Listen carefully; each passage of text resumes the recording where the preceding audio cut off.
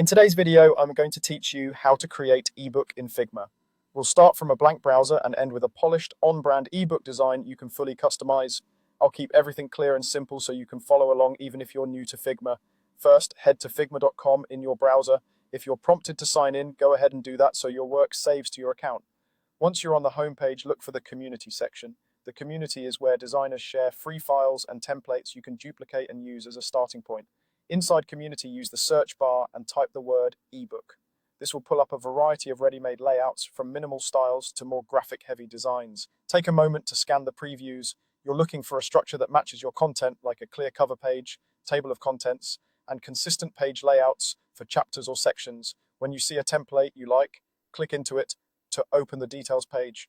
Most template pages include a short description and a preview of multiple pages. This is a great place to confirm that the typography and spacing feel right and that there are enough page variations for your needs. Next, click Open in Figma. This will bring the template into your workspace so you can edit it. If you're asked to duplicate the file, confirm that step so you have your own copy. Once it opens, you'll see frames for each page, grouped and labeled. Now it's time to customize. Start by updating the cover, change the title, subtitle, and any tagline so they reflect your topic. Double-click text to edit and adjust fonts and sizes in the right-hand sidebar. If you have brand colors, select elements and swap their fills to your color palette. For consistent typography, check if the template uses text styles. Updating a style will cascade across the file.